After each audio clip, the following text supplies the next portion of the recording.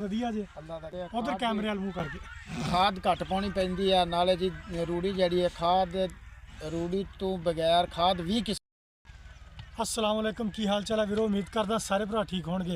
लो जी रूड़ी जिहड़ी ना अपनी बहुत जरूरी आ। खादां ते आपां बड़ियां पाउंदे आ लेकिन खादां नालों जे अगर आपां पुराना तरीका आजमाईए ना रूड़ी वाला ते रूड़ी जिहड़ी पानी चाहिदी आपां नूं। असीं अज रूड़ी पा रहे हैं, अज दी दिहाड़ी खत्म आ लेकिन कल तो इंशाअल्लाह रूड़ी पाउणी आ। खादां दे नाल आपां नूं ना ये आ कि भी रूड़ी लाजमी पानी चाहिदी आ।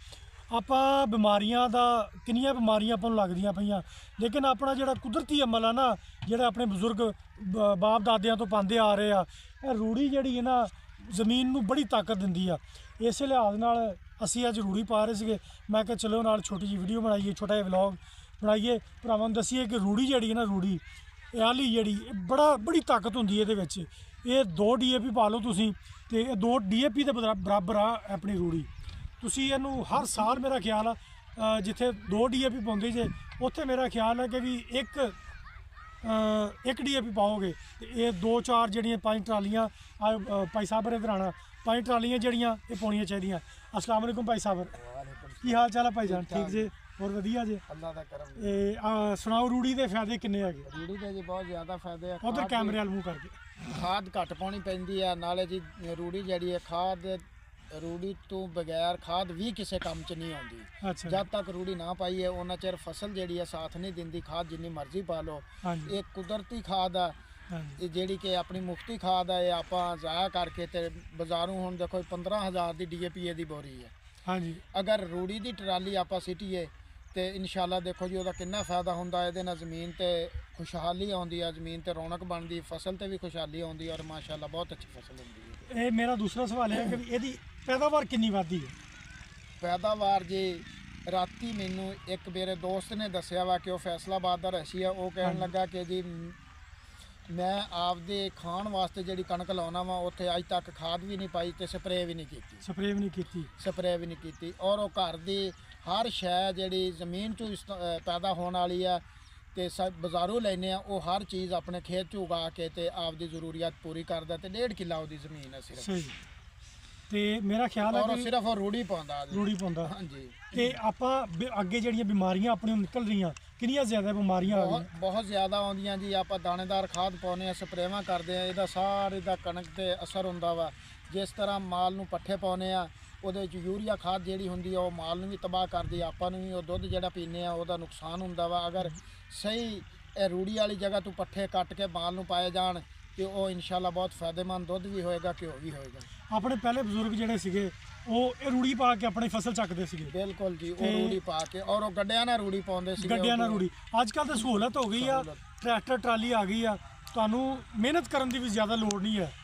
ਤੇ ਇਸੇ ਤਰ੍ਹਾਂ ਹੀ ਆਪਾਂ ਲੇਬਰ ਅੱਜ ਕੱਲ੍ਹ ਤੁਹਾਨੂੰ ਮਿਲਦੀ ਆ, ਲੇਬਰ ਨਹੀਂ ਤੇ ਟਰੈਕਟਰ ਟਰਾਲੀ ਲੈ ਲਓ, ਉਸ ਤੋਂ ਬਾਅਦ ਤੁਸੀਂ ਆਪਣਾ ਸਟਾ ਸਕਦੇ ਜੇ।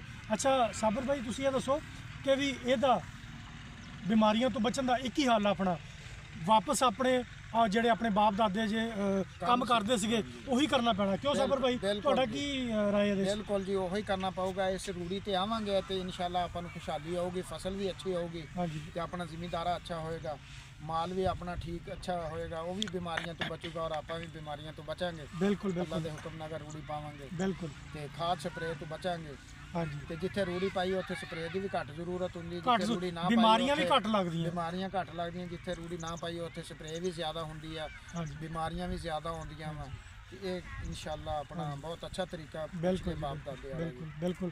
ਤੇ ਅਸੀਂ ਮੈਂ ਕਿਹਾ ਸੀ ਚਲੋ ਅੱਜ ਕੰਮ ਕਰ ਰਹੇ ਆ ਨਾਲ ਵੀਡੀਓ ਬਣਾਈਏ, ਭਰਾਵਾਂ ਨੂੰ ਦੱਸੀਏ ਕਿ ਵੀ ਇਹ ਜਿਹੜੀ ਆਪਣੀ ਰੂੜੀ ਹੈ ਨਾ ਕੁਦਰਤੀ ਖਾਦ ਆਪਾਂ ਇਹਦਾ ਇਸਤੇਮਾਲ ਕਰੀਏ ਬਜਾਏ ਕਿ ਆਪਾਂ ਜਿਹੜੀਆਂ ਦੂਜੀਆਂ ਬਾਜ਼ਾਰੀ ਖਾਦਾਂ ਵਾ ਉਹ ਇਸਤੇਮਾਲ ਕਰਦੇ ਆ। ਬਾਜ਼ਾਰੀ ਖਾਦਾਂ ਨਾਲ ਇਹ ਹੁੰਦਾ ਕਿ ਵੀ ਤੁਹਾਡੀਆਂ ਜਿਹੜੀਆਂ ਬਿਮਾਰੀਆਂ ਦਿਨ ਬ ਦਿਨ ਆਪਣੀਆਂ ਬਿਮਾਰੀਆਂ ਦੇ ਵਿੱਚ ਕਾਫੀ ਇਜ਼ਾਫਾ ਹੁੰਦਾ ਜਾ ਰਿਹਾ। ਇਸ ਤੋਂ ਆਪਾਂ ਨੂੰ ਵਾਪਸ ਮੁੜਨਾ ਪੈਣਾ, ਆਪਾਂ ਨੂੰ ਆਪਣੀਆਂ ਸਬਜ਼ੀਆਂ ਤੇ ਖਿਆਲ ਰੱਖਣਾ ਪੈਣਾ। ਇਸੇ ਤਰ੍ਹਾਂ ਹੀ ਆਪਾਂ ਨੂੰ ਆਪਣੀ ਕਣਕ ਤੇ ਆਪਣੀ ਖੁਰਾਕ ਤੇ ਆਪਾਂ ਨੂੰ ਧਿਆਨ ਦੇਣਾ ਪੈਣਾ। ਇਹਦੇ ਨਾਲ ਆਪਣੀਆਂ ਆਉਣ ਵਾਲੀਆਂ ਨਸਲਾਂ ਦਾ ਫਾਇਦਾ ਠੀਕ ਹੋ ਗਿਆ ਜੀ ਇਨਸ਼ਾਅੱਲਾ। ਚਲਿਏ ਫਿਰ ਉਹਨਾਂ ਨਾਲ ਗੱਲਬਾਤ ਕਰੀਏ ਉਹਨਾਂ ਨਾਲ। ਬਿਲਕੁਲ ਜੀ, ਉਹਨਾਂ ਦੀ ਵੀ ਵੀਡੀਓ ਬਣਾਓ ਜਿਹੜੇ ਆਪਣਾ ਕੰਮ ਕਰ ਰਹੇ। ਆ ਜਾਓ। ਹਾਂਜੀ। ਕੰਮ ਸਹੀ ਕੀਤਾ ਜੇ ਸ਼ੁਰੂ ਕੀਤਾ ਉਦੋਂ ਵੀ ਕੰਨਾਂ ਦਾ ਜਦੋਂ ਬੰਦ ਕੀਤਾ ਅੱਲਾ ਦੀ ਰਾਹ ਪੈ ਰਹੀ ਹੈ ਚੱਲ ਬਸ ਨਾ ਤੋੜਨਾ ਨਹੀਂ ਯਾਰ ਆਪਾਂ ਨੂੰ ਕਿਹੜਾ ਘੁਡਾ ਰਹੇ ਯਾਰ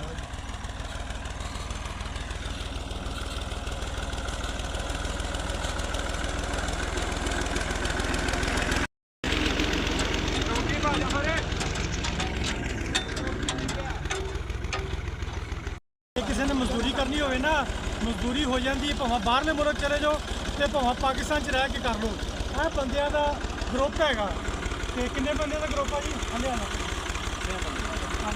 ਹਲੇ ਆ ਜਾ ਕੁਝ ਨਹੀਂ ਅੱਛਾ ਜੀ ਕਿੰਨੇ ਬੰਦਿਆਂ ਦਾ ਗਰੁੱਪ ਸਲਾਮ ਲੈ ਆਪਣੇ 6 ਬੰਦਿਆਂ ਦਾ 6 ਬੰਦਿਆਂ ਦਾ ਹਾਂਜੀ ਤੁਹਾਡੀ ਟੀਮ ਬਣੀ ਆ ਹਾਂਜੀ। ਠੇਕੇਦਾਰ ਕਿਹੜਾ ਠੇਕੇਦਾਰ ਸਾਡਾ ਉਹ ਅੱਛਾ ਜੀ ਠੇਕੇਦਾਰ ਆ ਤੇ ਤੁਹਾਨੂੰ ਮਿਹਨਤ ਇੱਥੇ ਬੜੀ ਯਾਰ ਮੁੱਕਦੀ ਨਹੀਂ ਆ ਹਾਂਜੀ ਹਾਂਜੀ ਤੇ ਬੰਦਾ ਮਿਹਨਤੀ ਹੋਵੇ ਮਿਹਨਤ ਕਰਨਾ ਜਾਣਦਾ ਹੋਵੇ ਰੋਜ਼ੀ ਇੱਥੇ ਪਾਕਿਸਤਾਨ ਦੇ ਵਿੱਚ ਬੜੀ ਆ ਬੜੀ ਆ ਦੇਖੋ 6 ਬੰਦੇ ਆ 6 ਬੰਦਿਆਂ ਦਾ ਗਰੁੱਪ ਲਾ ਕੇ ਤੇ ਮਿਹਨਤ ਕਰ ਰਹੇ ਨੇ ਠੀਕ ਹੋ ਗਈ ਨਾ ਠੀਕ ਹੈ ਬਾਕੀ ਫਿਰ ਸੁਭਾ ਕਰਨਾ ਭਾਈ ਸਾਹਿਬ ਤੱਕ ਸੁਬਾ ਸੰਗ ਰਿਹਾ ਭਾਈ